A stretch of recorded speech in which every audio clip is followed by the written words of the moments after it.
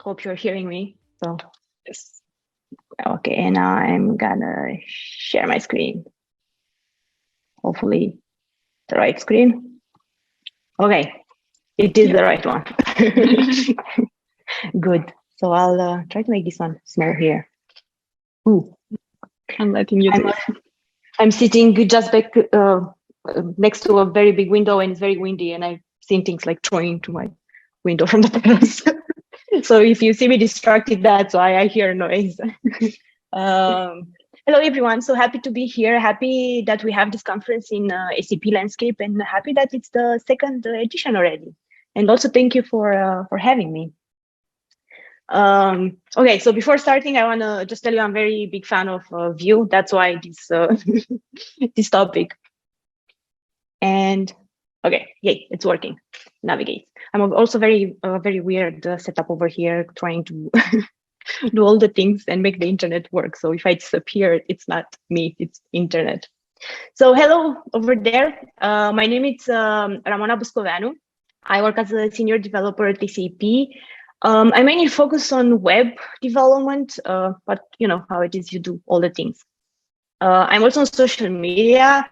I put it here because everyone puts their social media on slides when they have presentations. I don't really use it, so like if you reach out to me, I'll reply maybe in a month, 2 months. That's my I'm very async with replying. And some fun things about me: I'm very obsessed with cheese. I'm a coffee snob. I know nothing about it, but I have opinions. So yeah. And also, I have an obsession with plants. I have lots of plants. Like now, behind this laptop, there are lots of plants and water, which is very dangerous. But we are here to talk about animations, right? So just a bit of a warning: there's lots of motion into my slides, but I don't think it's going to be a problem because we're doing this via Zoom, so there's a lag and a delay, so probably it's not going to be very, very crazy, but just be aware of. And I like to start my animation talks with a joke.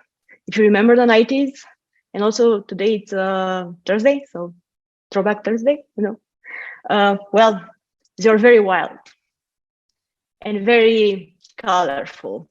So watch out, Gen Zs, you might come back as the fashion is coming back. Maybe the 90s will be back to the web. No, I'm kidding. We never want to do this. And because it's mixed type of conference, I'll talk a bit of from my perspective as a developer, why I choose to animate my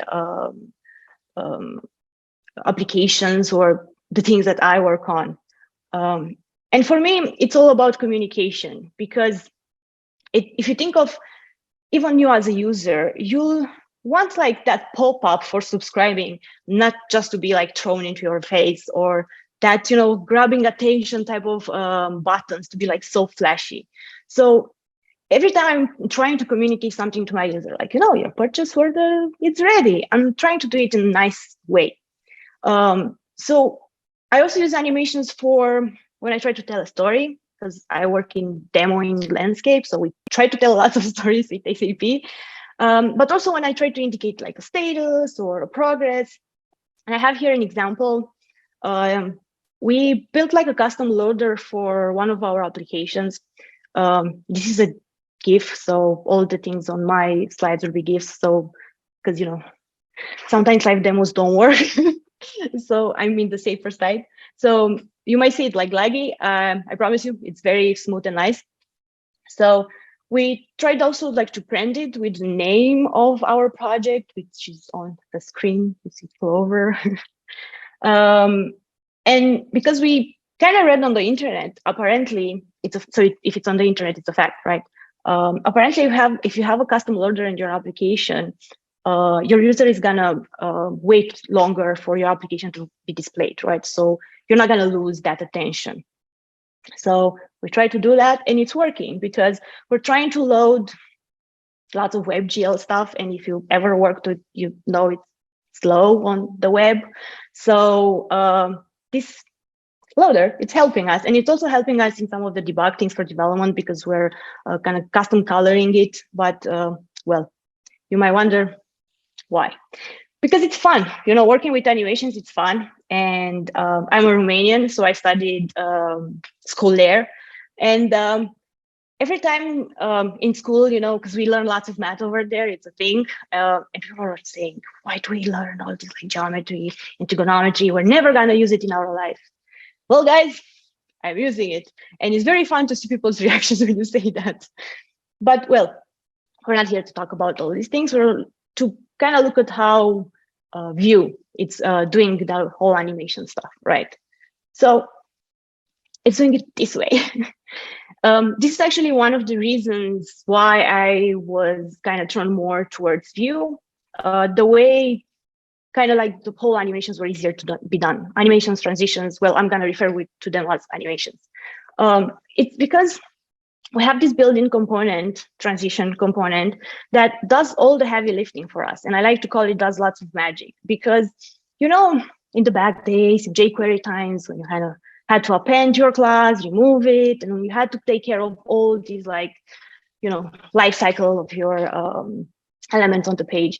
So Vue does all that for us. So what it does, it provides us some CSS classes that we can hook into the life cycle of the transition. And it's also very easy to use. So all we have to do is to wrap our element into the transition component. Of course, you can name it and then have like nice named classes. And then, as you can see here, we have all these amazing classes for us that, Vue knows when to add them and when to remove them from when we put our element to the DOM or we remove it, which is very handy because you don't have to do this manually. And for me, it was like back in the day, this is great. I can do lots of things because you can do even the small interactions. It's so much easier to do it. And well, to show you what the code does, I have it here, kind of one of the examples. And if you look, it doesn't do anything much. We just put an element when we click on a button. And looking back at the code, we'll see we have here enter from, leave to, and I'm setting some opacity. And then under enter active and leave active, I'm just setting the transition, opacity, and the time and the easing curve. But we have more than this, more classes. And I feel like this really describes very well the image on the docs, what they do. And if you think of in our scenario with the button, what we're trying to do is we're really trying to change, right? We're starting from our opacity 0 and to go to the default 1. So we're in this scenario here. So what the VIF enter from does exactly as the name says, but that's why I like it, because it's very the naming convention is amazing. You really understand what it does. So it takes care of when the element enters the DOM. And what happens here in the vEnterActive, it's the whole period for when your element, all the action that happens when your element enters into the DOM. And usually here you put your durations, your delays, and your ease curve, and all this stuff. And the same thing happens when you want your element to leave the screen. It's exactly the same. And if there are people here working with V3, well, I'm still stuck in the Vue 2 world, which is okay. If there are people working with Vue 3, it's what's here to remember is that the naming convention kind of changed a bit on the classes, which I think it's way much better because it's more readable and it's more understandable, because when you put them all in your CSS sheet or whatever you work with, it's way much better. And also the transition component, as the component root will not draw or trigger transitions when the component is toggled from the outside. And I think this is very important to kind of, remember when you're doing your things. And sometimes, we have lists to display, but it's also great because Vue takes care of that too. So we have the transition group component, which does, exactly the same thing as the transition component, but for lists, for multiple, like a group of elements. And again, in Vue 3, there's a slightly small change, which could be important depending on how you have your things styled. In Vue 2, transition group triggers by default, it renders by default a span element for your elements, even if you don't specify it. This doesn't happen in V3, like you have to specify it now. So if you don't, probably some of your stylings could break because it happened to me. And I have an example here. You may recognize the tiles. So if we look at what happens here in the style of the whole animation, and what happens is that we have our tiles that they kind of fade and a bit slide up. And if you wonder what are the numbers on the tiles, it's the number of roundabouts as per like million of inhabitants. I know it's very useful information. But let's look at the code, how the code looks. So it's same syntax as we showed previously. We drop our tile component into the transition group. Maybe for people not familiar with view, maybe the V4 would be confusing. It's just like looping through my data to display it. As you see, I'm mentioning here the tag elements. So I want them to be wrapped in a div. I'm giving it a name because when I'm writing my CSS, I want to have like a nice clean CSS stuff. And I also telling that I want it to appear like when the page is displayed. And then when we look at how the CSS looks, it's basically almost similar with what we had in the first example. The only thing is we're just applying the transform to slide up. And as you see, there's not lots of things you have to do, like for even like smaller things that could really improve the applications. And it's very kind of easy, because you don't have to write a lot. And the fact that I don't have to manually add it and remove it, it's a game changer for me. But CSS is amazing. We can do lots of things that we did now. But when it's about animations, JavaScript is the king, I would say, because there are lots of things that you can do. And this is what's great in Vue, because we have JavaScript hooks, and there are lots of them, like lots of them. I personally don't use all of them. I'm mainly using the enter and the leave, and maybe sometimes before enter, like to clear or to set some things, and the same thing with after leave.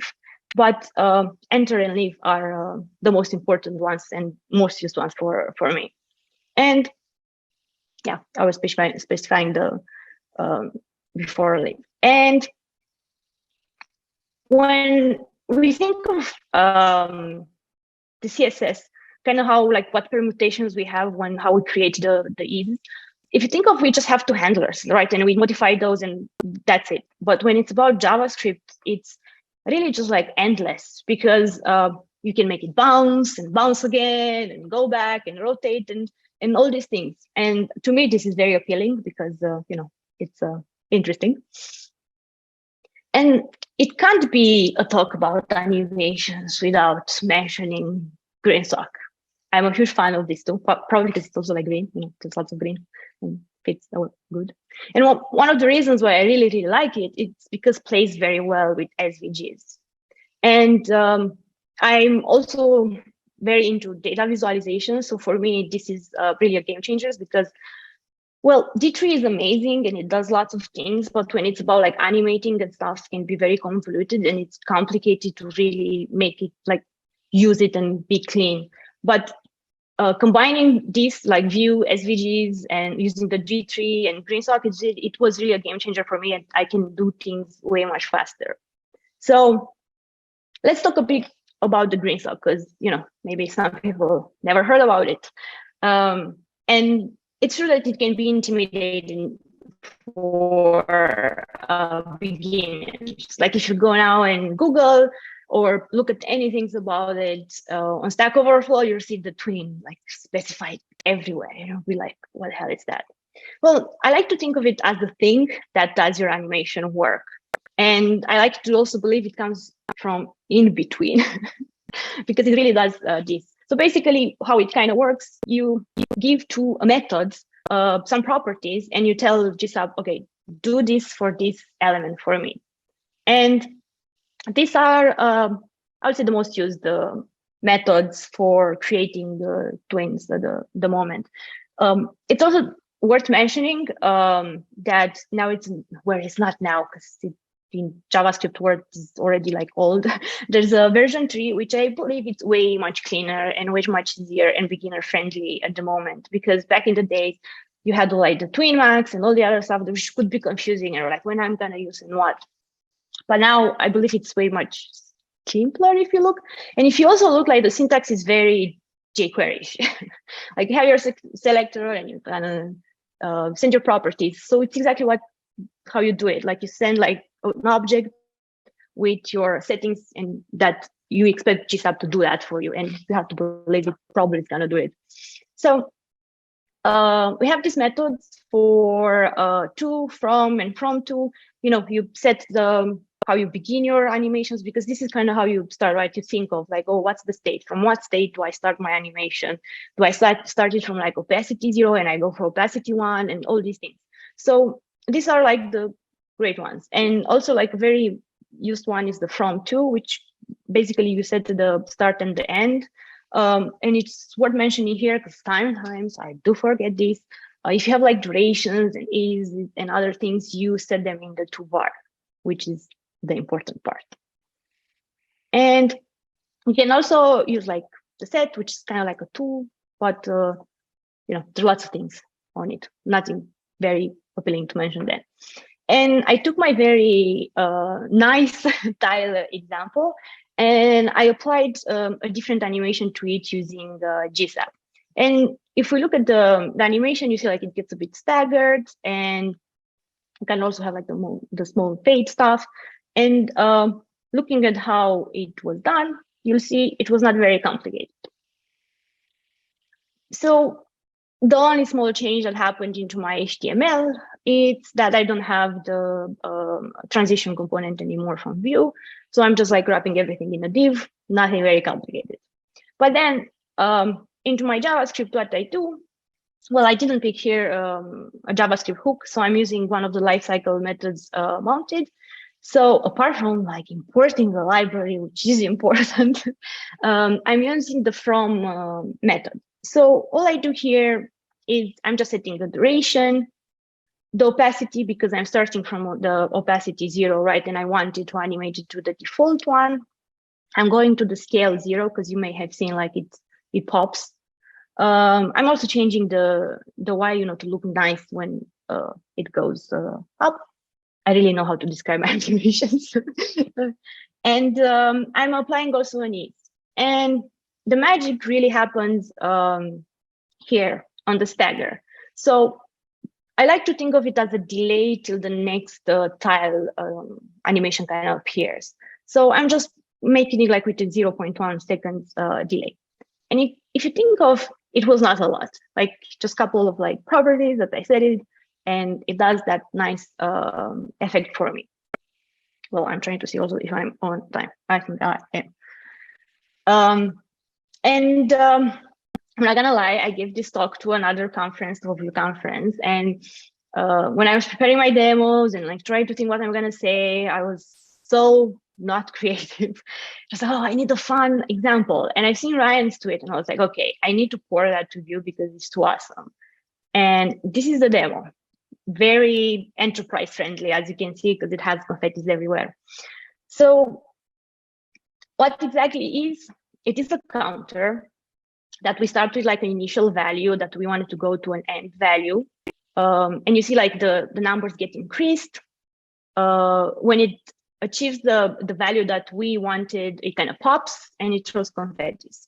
Anyway, see, like I also have like a restart button here, so I can restart the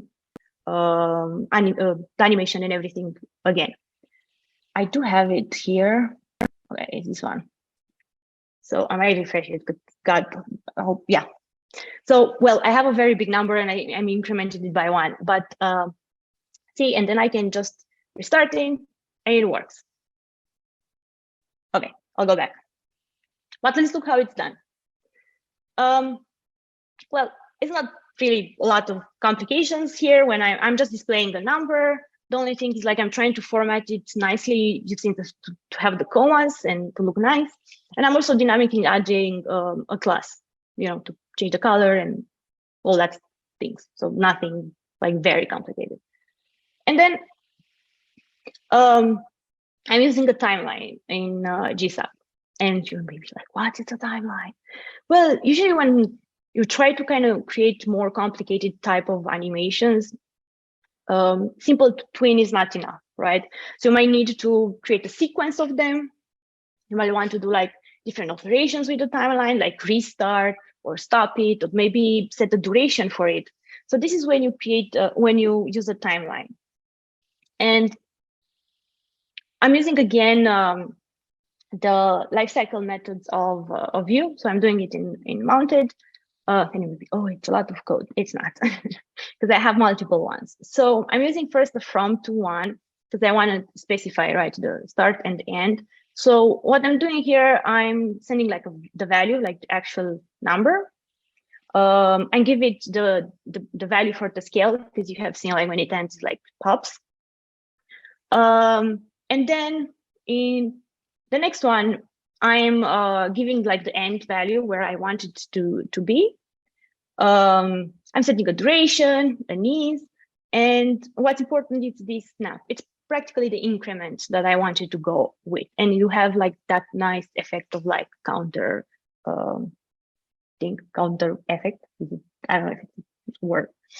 And then I also have like an update, like every time like my number gets incremented, I want to look it nice with the commas, and I want to put the commas there.